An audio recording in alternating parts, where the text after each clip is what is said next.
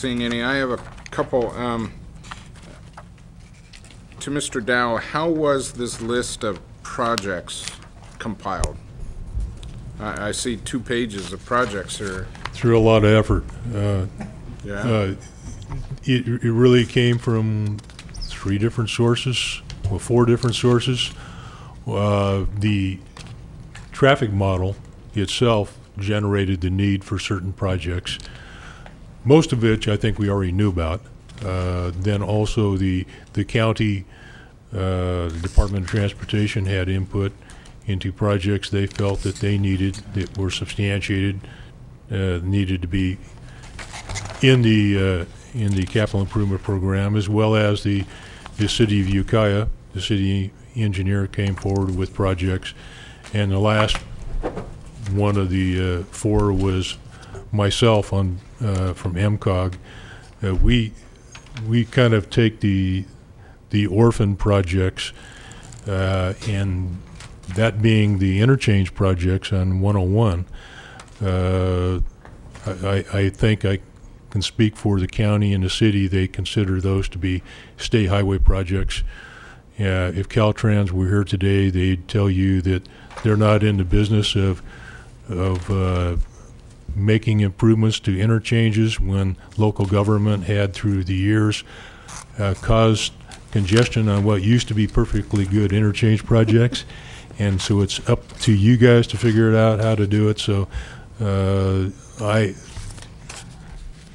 so the number of interchange projects that were put in there, I caused those to be put in there. So 4 different sources went to producing the capital improvement program, and went through several iterations over, we just talked about out in the hall, maybe over about a 6-month period.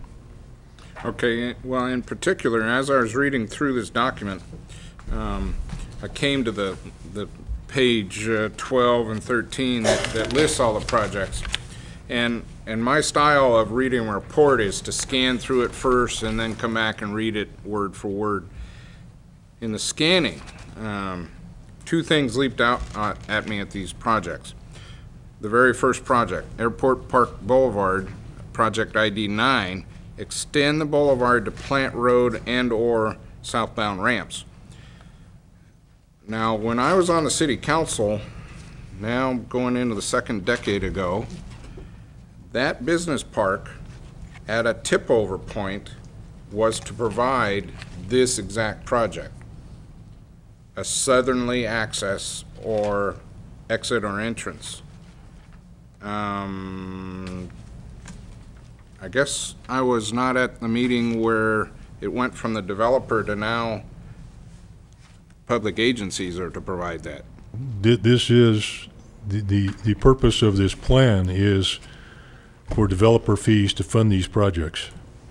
That's the purpose of this study. Okay, instead of just the developer paying for it and doing it himself, the fees would come from the development of the project. These fees will and be, we would, the fees will be charged to all development, and they will go to projects in the capital improvement program. If the county and the city decide to adopt this in the future, this is kind of an iterative process, and it will require review, periodic review, to find out which projects are most needed at the time, to determine which projects are going to emerge at the top as the first ones needed. Right. And that entirely depends on how much development there is in a certain place at a certain time. So well, as part of the approval of that business park, there was inclusion of the condition that at, I believe, 50% build out and or greater, the developer would provide for the southerly entrance and exit into that project. So that was very specific because I was there. I put it in there myself. Mm-hmm. When did that go away to where now this is being, the project is going to be funded by developmental fees and not paid for by the developer himself? I can't answer that, but you know, there might be somebody behind me who could. But what is put in here in this program